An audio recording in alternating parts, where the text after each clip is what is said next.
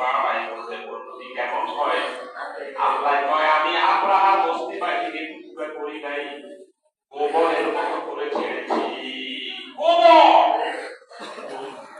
আজালাহুম কাসমিন মাকুল, অর্থ হচ্ছে আমি আব্রাহার বস্তি বাহিনীকে সেখানে রক্ত আর গোশত এগুলো সব দুলিশান হয়ে পাথর নিক্ষেপের কারণে এগুলো গোবরের মতো হয়ে গিয়েছে। আল্লাহ, মানুষ কর্তা, হাতি কর্তা, ঘোড়া কর্তা আর প্রাণী কর্তা বুঝানোর কোন অস্তিত্ব ছিল না, সব কিছু কাজটি মাহাত্ম হয়ে গিয়েছে।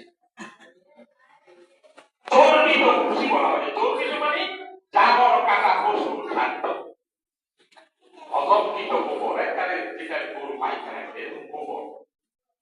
আপনি বুঝেন কেন আল্লাহ? অথচ এক একটা হাতি ৫-৭ দশজনকে মাইতে কষ্ট হয় না, আল্লাহ এরকম করে দিয়েছে। এখানে আল্লাহকে নিয়ে আমাদের কথা বলতে হবে মাপকাঠি পাইনি, ইসলামকে নিয়ে আমাদের কথা বলতে হবে একবারে মাপকাঠি, কোরআনকে নিয়ে আমাদের কথা বলতে হবে একবারে মাপকাঠি নিয়ে। রাসূল বিশ্বনবী মুহাম্মদুর রাসূলুল্লাহ সাল্লাল্লাহু আলাইহি সাল্লামকে কথা বলতে একবারে মাপকাঠি। আমি কত সময় বলেছিলাম আজকে আমরা ভালো কাজ করলে জান্নাত, খারাপ কাজ করলে জাহান্নাম। সোজা কথা, ভালো কাজ করলে জান্নাত, খারাপ কাজ করলে জাহান্নাম। এখন আপনি ভালো কাজ করবেন, তোর নাকিনি কবর করবেন, একবারে দুনিয়ার যা কাজ আছে, যত কাজ আছে সব কাজ আপনি ভালো কাজ করবেন। আমরা রাজনীতি, সমাজনীতি, অর্থনীতি, পারিবারিক নীতি, যত কাজ আছে সব কাজ আপনি ভালো কাজ। এই কারণে আল্লাহ তাআলা বলেছেন যে এখন গুরুতুল্লাহ কাকুনাকে এখন ভালো কাজ করার আগে যদি বিবেকহীন হয়ে যাও, বিবেক যদি না থাকে আল্লাহ বলছে বিবেকহীন জাতির জন্য জাহান্নাম। এখন ৫৪ বছর পরে এসে, ৬০ বছর পরে এসে, ১০০ বছর পরে এসে, ২০০ বছর পরে এসে তরুণ প্রজন্মকেও বুঝাইতে হবে ভালো মানুষকে, মন্দ মানুষকে। ৮০ বছরের বুড়াকেও বুঝাতে হবে ভালো মানুষকে, মন্দ মানুষকে। ৬০ বছরের শিক্ষিতকে বুঝাতে হবে ভালো মানুষকে, মন্দ মানুষকে। আপনি বুঝেন না, আপনাকে বুঝতে বুঝার জন্য আল্লাহ কোরআনে বলছে লাকুম কুলুল্লাহ কাকুনাকে। ইনসাফের ক্ষেত্রে, রায়ের ক্ষেত্রে, ভোটের ক্ষেত্রে, আদালতের ক্ষেত্রে, ইবাদতের ক্ষেত্রে, বিচারের ক্ষেত্রে, ব্যবসার ক্ষেত্রে, সর্বক্ষেত্রে আপনাকে সঠিক অর্জন করতেই হবে। যদি না বুঝি উল্টা বুঝে আল্লাহ জাহান্নাম রেখে দিয়েছে। যদি না বুঝি উল্টা সব বুঝে, কিন্তু হক কোনটা, না কোনটা, ভালো কোনটা, মন্দ কোনটা, সৎ লোককে অসৎ লোকে, ভালো লোককে খারাপ লোকে আপনি বুঝেন না।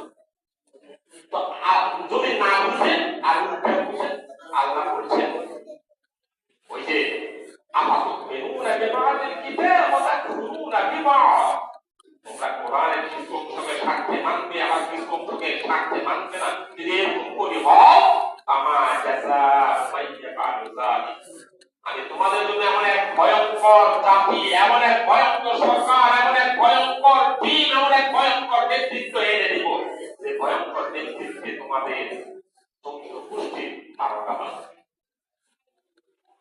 এখন সংসদে যাবে ৩ জন, কথা ৩ জন, আর প্রতিনিধিত্বের জন্য ৩০০ লোক পাঠানোর জন্য কাজ করবেন ১৮ কোটি মানুষ।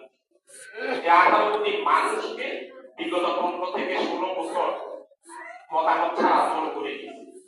আত্মমতামত দিতে পারেন না। আপনি বলবেন যে ১৪ ভোট, ১৮ ভোট, ২৪-এর ভোট, আমি যাই সিভিল একটা ভালো বা মন্ত্রী, এইটা লাগাতে আরো জোর করে দিই। এই ১৮ কোটির মতামতের জোর করে রয়েছে, ভালো কথা নিয়ে তো এখন তো জায়গা পাইছে। এখন ২৫-এ এসে তো আপনার মতামত সঠিকভাবে প্রয়োগের সুযোগ পাইছে। তো পাওয়ার পরে যদি আপনি যদি আবার যদি ভুল করেন, আবার যদি সিদ্ধান্ত আইলেন, তাই আবার ৩৪৫ বছরের জন্য ওই যে এমন এক গর্ত পরিণত হবে যে গর্ত থেকে পরিত্রাণ বা বাঁচার সুযোগ থাকবে না।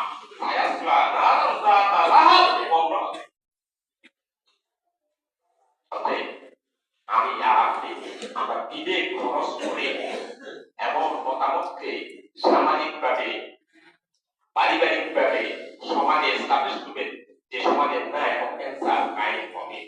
এখানে আমি বলেছিলাম শহীদ ওসমান খানের রাজনীতির পিরিয়ড ছিল ৬ মাস। ১৮ কোটি মানুষ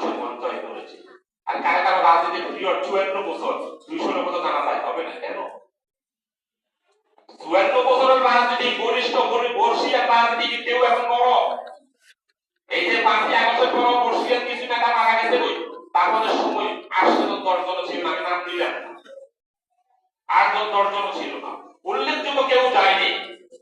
তোফাইল আহমেদের রাজনীতির পিরিয়ড, আমি একজন নামে বলি, তোফাইল আহমেদ মতিয়াসুদ্দিন রাজনীতির পিরিয়ড ছিল প্রায় 60-এর ঊর্ধ্বে, 70 বছর, কিন্তু জানা যায় কতজন ছিল? মতিয়াসুদ্দিনকে দাফন করতে কষ্ট হয়েছে মনে হয় কি? তোফাইল আহমেদের রাজনীতির পিরিয়ড তো 70-80 বছর উপরে, কতজন লোক জানা যায় ছিল?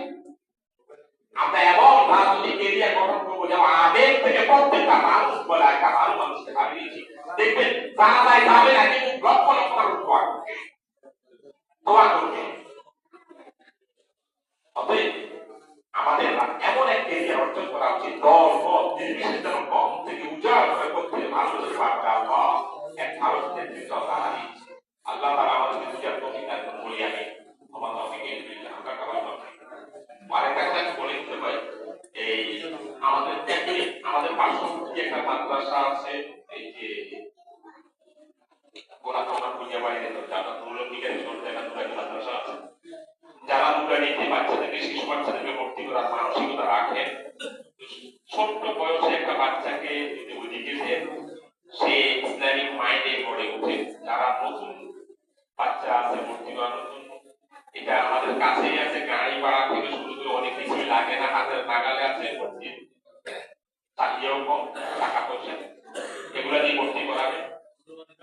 আর পাশাপাশি আগামী বৃহস্পতিবারে জোনপুর থেকে আগত একজন দিশাহে উনি পরামর্শ ক্যাম্প করেন, কোরবানি সিদ্দিকী সাহেব প্রতি বছর একদিন আমাদের এখানে উইলিংলি উনি দাওয়াতটা দিয়ে দেন যে আমি আসবো, উনি দাওয়াত চান না, উনি দিয়েই দেন যে আমি আসবো। তা আগামী বৃহস্পতিবার মাগরিব পড়বেন এখানে, এখানে আমাদের সামাজিক করণীয় যা আছে, এই কমিটির যারা আছে বা সামাজিক ভাবে যারা আছে, এই প্রোগ্রামটা যেমনি বাস্তবায়ন করা যায়